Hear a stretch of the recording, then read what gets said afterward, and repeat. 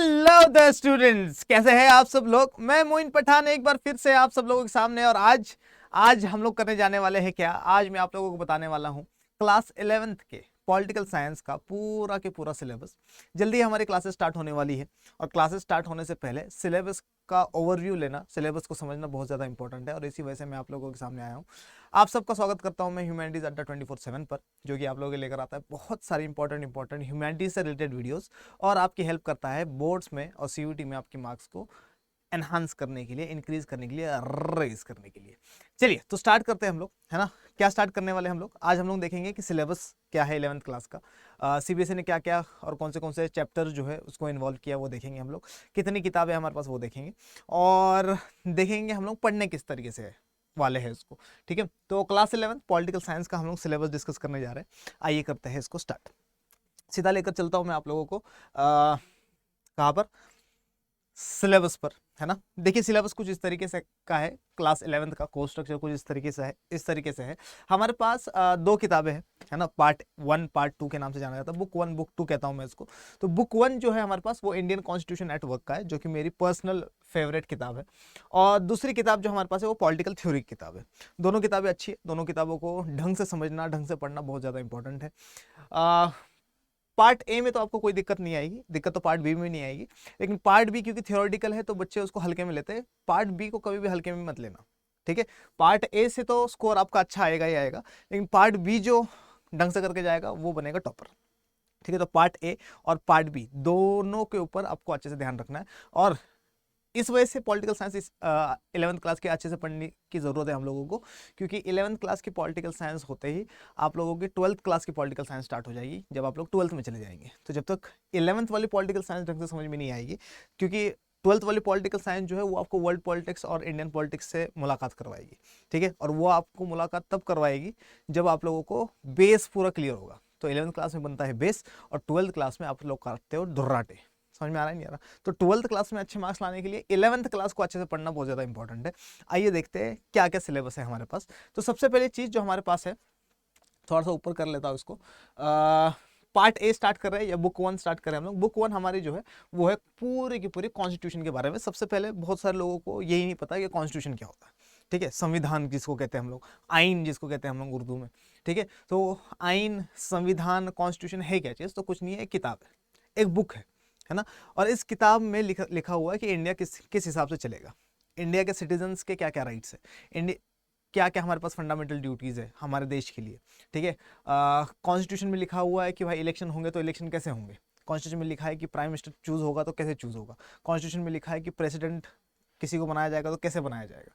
Constitution में लिखा है कि सेंट्रल गवर्नमेंट कैसे काम करेगी। कॉन्स्टिट्यूशन में लिखा है कि स्टेट गवर्नमेंट कैसे काम करेगी। तो वो सारी की सारी चीज़ें हम लोग पढ़ने वाले हैं बुक 1 में, बुक 1 में। लेकिन कॉन्स्टिट्यूशन बनाया किसने, सबसे पहला क्वेश्चन, कॉन्स्टिट्यूशन का आइडिया कहाँ से आया। ठीक है, वो सारी की सारी चीज़ें हम लोग पढ़ेंगे हमारे चैप्टर नंबर 1 में। और हमारा जो सबसे पहला चैप्टर है वो है constitution why and how, constitution why and how का। तो कॉन्स्टिट्यूशन वाई एंड हाउ वाला चैप्टर बहुत ज़्यादा इंपॉर्टेंट चैप्टर है हमारे पास। या इसमें हम लोग पढ़ेंगे कि हमारा कॉन्स्टिट्यूशन बना कैसे, कितने आर्टिकल्स हैं इसमें, कितने पार्ट्स होते हैं इसके, कितने शेड्यूल होते हैं, कितने लिस्ट होते हैं, एक्सेट्रा एक्सेट्रा, सारी की सारी चीज़ें हम लोग करेंगे इस वाले चैप्टर में, कॉन्स्टिट्यूशन वाई एंड हाउ में। ठीक है, ये वाली किताब करना इसलिए भी इंपॉर्टेंट है क्योंकि 12th क्लास होने के बाद अगर आप लोग थोड़ा सा आगे का सोच रहे हो, है ना, कॉम्पिटिटिव लेवल एग्जाम्स के बारे में सोच रहे हो, सीयूटी के अलावा, है ना, जो गवर्नमेंट क्या कहते हैं सर्विसेज के लिए चाहिए आपको, यूपीएससी के लिए चाहिए, आईएएस आईपीएस के लिए, तो ये वाली किताब जो है ये निचोड़ है पूरा उसका। ठीक है, तो ये वाली किताब से अगर आपने बेस अच्छा बना लिया तो आगे चलकर आपको कभी भी प्रॉब्लम नहीं होने वाली। ठीक है, तो सबसे पहला हमारे पास है कॉन्स्टिट्यूशन वाई एंड हाउ, इसके बारे में हम लोग देखेंगे। इसके बाद हम लोग देखने वाले हैं rights in the Indian constitution के बारे में, कि हमारे पास क्या क्या राइट्स है ना। हमारा कॉन्स्टिट्यूशन हमें किस राइट के बारे में बताता है। ठीक है, क्या हमारे पास एज अ सिटीजन कोई राइट है भी, एज एन इंडियन सिटीजन क्या हमारे पास कोई राइट है, या कोई राइट नहीं है हमारे पास, जो गवर्नमेंट बोले वही सुनते जाए हम लोग, क्या ऐसा कुछ है। तो हमारे पास फंडामेंटल राइट्स होते हैं, है ना। हम लोग पढ़ेंगे part 3 of the Indian constitution, fundamental rights होते हैं। आर्टिकल नंबर 12 से स्टार्ट हो जाता है वैसे, लेकिन ढंग से अगर राइट्स को स्टार्ट करें तो आर्टिकल नंबर 14 से लेकर आर्टिकल नंबर 35 तक हमारे जो फंडामेंटल राइट्स है वो चलेंगे। तो उसको डिस्कस करेंगे हम लोग rights in the Indian constitution में। उसके बाद हम लोग देखने वाले हैं इलेक्शन एंड रिप्रेजेंटेशन के बारे में, कि इलेक्शंस कैसे होते हैं, है ना। क्या प्रेसिडेंट का इलेक्शन वैसे ही होता है जैसे लोकसभा के इलेक्शंस होते हैं, है ना। और उससे पहले हम लोगों को लोकसभा राज्यसभा क्या क्या होता है वो उन चीज़ों को भी समझना है। ठीक है, पार्लियामेंट क्या होता है, स्टेट लेजिस्लेचर क्या होता है, वो सारी की सारी चीज़ें जो है हम लोग देखेंगे इस वाले चैप्टर में। ठीक है, इलेक्शंस के बारे में, मेनली इलेक्शंस कैसे होते हैं, रिप्रेजेंटेशन कैसे होता है, कॉन्स्टिट्यूएंसी क्या होती है, कॉन्स्टिट्यूशनल बॉडीज कौन सी है, वो सारी की सारी चीज़ें इसमें देखेंगे। फिर आता है हमारे पास एग्जीक्यूटिव। अब एग्जीक्यूटिव क्या होता है बताऊंगा तो मैं तब आप लोगों को जब चैप्टर स्टार्ट होगा, लेकिन अभी के लिए इतना समझ लो कि एग्जीक्यूटिव दो टाइप के होते हैं, एक टेम्पररी एग्जीक्यूटिव होता है, एक परमानेंट एग्जीक्यूटिव होता है। टेम्पररी एग्जीक्यूटिव वो बंदा होता है जो इलेक्ट होके आता है 5 साल के लिए, जैसे एग्जांपल के तौर पे एमएलएज होते हैं, member of legislative assemblies, MPs होते हैं, मेंबर ऑफ पार्लियामेंट। ठीक है, इन्हीं को हम लोग विधायक और सांसद के नाम से भी जानते हैं। ठीक है, डिफरेंस क्या क्या होता है वो मैं इस चैप्टर में पढ़ाऊंगा आपको। तो एग्जीक्यूटिव्स के बारे में पढ़ेंगे हम लोग। ठीक है, एग्जीक्यूटिव्स में हम लोग सिर्फ और सिर्फ permanent executive, sorry temporary executive के बारे में नहीं पढ़ेंगे, बल्कि परमानेंट एग्जीक्यूटिव के बारे में भी पढ़ेंगे। परमानेंट एग्जीक्यूटिव क्या होता है? परमानेंट एग्जीक्यूटिव वो होता है जो कि 5 साल के लिए इलेक्ट होकर नहीं आ रहा, वो सेंट्रल गवर्नमेंट का सर्वेंट है ना। एग्जाम्पल के तौर पे IAS officers, IPS officers, cabinet secretaries वगैरह वगैरह वगैरह, तो उन लोगों के बारे में पढ़ने वाले हम लोग एग्जीक्यूटिव में, है ना, इंपॉर्टेंट। फिर हम लोग पढ़ेंगे लेजिस्लेचर के बारे में। लेजिस्लेचर का मतलब क्या? लेजिस्लेचर का मतलब हम लोग इसमें पढ़ेंगे मेनली एमपीज और एमएलएज के बारे में। ठीक है, कैसे इलेक्शंस होते हैं एमपीज के, कैसे इलेक्शन होते हैं एमएलएज के। ठीक है, इसके साथ साथ हम लोग क्या पढ़ने वाले हैं इसमें लेजिस्लेचर में कि क्या कोई नॉमिनेटेड एमपी एमएलए भी होता है क्या? ठीक है, तो नॉमिनेशन कौन करता है उनका? प्राइम मिनिस्टर करता है या प्रेसिडेंट करता है? क्या प्रेसिडेंट अपने हिसाब से काम कर सकता है, एक्सेट्रा एक्सेट्रा, वो सारी चीज़ें हम लोग लेजिस्लेचर में देखेंगे। फिर आता है एक बहुत इंपॉर्टेंट और one of my favourite chapters जिसका नाम है जुडिशरी। जुडिशरी में हम लोग क्या देखने वाले? जुडिशरी में हम लोग देखेंगे कि कोर्ट्स किस हिसाब से काम करती है। कोर्ट्स, है ना, कोर्ट मतलब कौन सा कोर्ट? Basketball court? नहीं नहीं नहीं, कोर्ट का मतलब है कौन सा? हमारा कॉन्स्टिट्यूशनल कोर्ट्स जो है ना, सुप्रीम कोर्ट कैसे काम करता है, हाई कोर्ट कैसे काम करता है, डिस्ट्रिक्ट कोर्ट्स क्या होते हैं, सिटी कोर्ट्स क्या होते हैं, है ना, फैमिली कोर्ट क्या होता है, वो सारी की सारी चीज़ें हम लोग इसमें डिस्कस करने वाले हैं जुडिशरी वाले चैप्टर में। फिर आता है फेडरलिज्म। फेडरलिज्म का मतलब क्या है? क्या इंडिया एक फेडरल कंट्री है ना। फेडरलिज्म में हम लोग पढ़ेंगे कि सेंटर और स्टेट्स के बीच में रिलेशंस कैसे हैं, उसके बारे में देखेंगे हम लोग। सेंटर और स्टेट के रिलेशन के साथ साथ हम लोग देखेंगे इसमें कि टैक्स किस हिसाब से बढ़ता है ना, सेंटर और स्टेट्स में। सेंटर यूनियन लिस्ट क्या होती है, स्टेट लिस्ट क्या होती है ना, और इसके साथ साथ कॉन्करेंट लिस्ट क्या होती है। तो ये सारी की सारी चीज़ों के बारे में हम लोग डिस्कस करेंगे इस वाले चैप्टर में जिसका नाम है फेडरलिज्म। फिर आता है हमारे पास लोकल गवर्नमेंट्स। अब लोकल गवर्नमेंट क्या होती है? लोकल गवर्नमेंट्स, है ना, मतलब मेयर के इलेक्शंस के बारे में पढ़ेंगे हम लोग कैसे होते हैं। इसके साथ साथ हम लोग पढ़ेंगे कि पंचायत के इलेक्शंस कैसे होते हैं, ब्लॉक समिति क्या होती है, ग्राम पंचायत क्या होता है, म्यूनसिपैलिटीज़ क्या होती है ना, वो सारी की सारी चीज़ें हम लोग कवर करेंगे लोकल सेल्फ गवर्नमेंट्स में। इसके बाद हम लोग देखेंगे constitution as a living document. ठीक है, अब कॉन्स्टिट्यूशन जो है इसके ऊपर पूरा का पूरा इंडिया चल रहा है। जो इसमें लिख दिया गया उसके हिसाब से चीज़ें चलेगी, जो इसमें नहीं है वो अनकॉन्स्टिट्यूशनल चीज़ है, वो इलीगल चीज़ें हो जाएगी। ठीक है, तो constitution as a living document के बारे में देखेंगे कि कॉन्स्टिट्यूशन एक जिंदा डॉक्यूमेंट है और इसमें चेंजेस करे जा सकते हैं क्या, है ना, करे जा सकते हैं, लेकिन क्या हर चीज़ को चेंज किया जा सकता है? क्या कोई ऐसी चीज़ है जिसको चेंज कर सकते हैं या नहीं कर सकते हैं, है ना। तो वो सारी की सारी चीज़ें, बेसिक स्ट्रक्चर क्या होता है कॉन्स्टिट्यूशन का, वो सारी की सारी चीज़ें हम इसमें देखेंगे। और फिर लास्ट चैप्टर हमारे पास the philosophy of the constitution है। तो हमारा पार्ट ए जो है वो इन सारी चीज़ों में कवर हो जाता है। ठीक है, 40 नंबर 80 नंबर का पेपर होता है हमारा। 40 नंबर की पहली बुक है, 40 नंबर की दूसरी किताब है। इसके लिए अलग से वीडियो बना के मैं आप लोगों को बता दूंगा कि कैसे मार्क डिस्ट्रीब्यूशन वगैरह है। ठीक है, और कैसे हम लोगों को इसको अचीव करना है वो भी देखेंगे अपन। फिर आते हैं अपन अपने दूसरी किताब की तरफ, और हमारी जो सेकंड किताब है वो है पॉलिटिकल थ्योरी वाली किताब। इंपॉर्टेंट बुक है। ठीक है, और इसके बारे में देखते हैं हम लोग कि इसके बारे में हमारे पास क्या क्या इन्फॉर्मेशन है। Political theory. अब पॉलिटिकल थ्योरी में हमारे पास टोटल 8 चैप्टर्स दिए हुए। अब जो जो चीज़ें हम लोग बुक 1 में पढ़ेंगे, ठीक है, उसको ढंग से समझने के लिए साथ के साथ हमें बुक 2 पढ़नी पड़ेगी।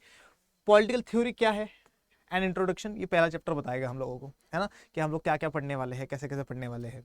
ठीक है, आइडियोलॉजीज पढ़ेंगे, कम्युनिज्म क्या होता है, कैपिटलिज्म क्या होता है, सोशलिज्म में कम्युनिज्म में क्या डिफरेंस है, कम्युनलिज्म क्या होता है, ठीक है, मार्क्सिज्म क्या है, राइट क्या है, लेफ्ट क्या है ना। तो ये आइडियोलॉजीज है ना। कई बार आता है ना कि न्यूज़ डिबेट वगैरह सुन रहे होंगे कि ये लेफ्टिस्ट है, ये बंदा तो राइटिस्ट है। ठीक है, अब ये जब चीज़ें सारी की सारी न्यूज़ में आती है तो बहुत सारे लोगों को समझ में नहीं आता। ठीक है, और इसी वजह से ये वाला चैप्टर इंपॉर्टेंट हो जाता है।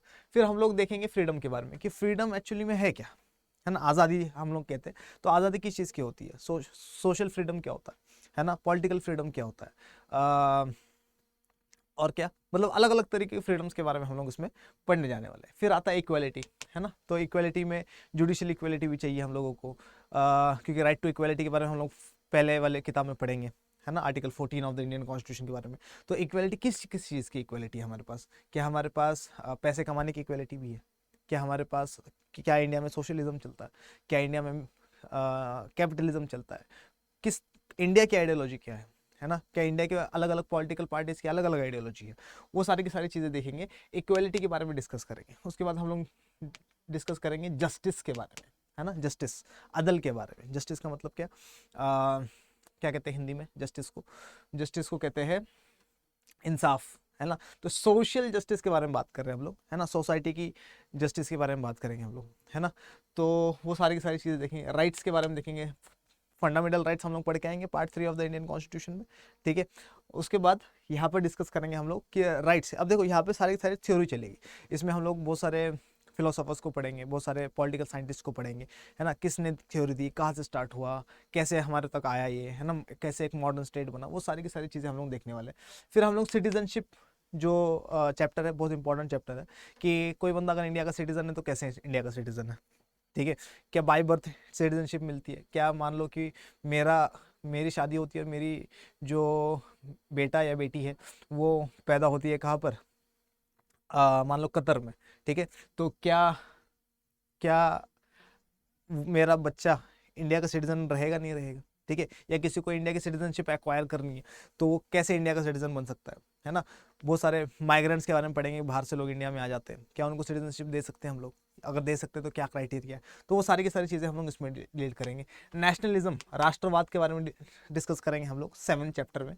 और लास्ट चैप्टर आता है सेकुलरिज्म। सेकुलरिज्म, सेकुलरिज्म का मतलब क्या, कि इंडिया एक सेकुलर कंट्री है, इंडिया का कोई रिलीजन नहीं है, इंडिया का कोई रिलीजन नहीं है, इंडिया के लोगों का रिलीजन है ना। इंडिया के अलग अलग लोग हिंदुइज्म फॉलो करता है, कोई कोई इस्लाम फॉलो करता है, कोई क्रिश्चियनिटी फॉलो करता है, कोई सिखिज्म फॉलो करता है। लेकिन India as a secular nation कैसा है वो हम लोग इसमें देखने वाले हैं, है ना। तो बुक 1 हम लोगों ने देख ली, बुक 2 हम लोगों ने देख ली, ठीक है। पूरा की पूरा सिलेबस हम लोगों ने देख लिया कि हम लोगों को क्या क्या करना है, कैसे कैसे करना है। बड़ी ही जल्दी क्लासेस स्टार्ट हो रही है। मैं आशा करता हूँ कि आप लोग मेरे साथ बड़ी जल्दी से स्टार्टिंग की पहली क्लास से लेकर लास्ट की क्लास तक जुड़े रहेंगे पूरा साल। आप लोगों के हर एक डाउट को मैं सॉल्व करूंगा, मोइन पठान। लेकिन आप लोगों को मेरा साथ देना होगा, मैं आपका साथ दूंगा, आप मेरा साथ देंगे, और एग्ज़ाम जो है अच्छा होगा आपका, ठीक है। आशा करता हूँ कि आज वाली वीडियो जो है आप लोगों को बहुत बहुत बहुत बहुत बहुत पसंद आई होगी। पसंद आई है तो इसको लाइक करिए, शेयर करिए, अपने दोस्तों को दिखाइए, मुझे दिखाइए, बहुत बहुत बहुत सारा प्यार। और ऐसी इंपॉर्टेंट इंपॉर्टेंट वीडियोस लेकर आप सबके सामने मैं मोइन पठान हमेशा आता रहूँगा। तब तक के लिए मोइन पठान आप सबसे कहता है जय हिंद।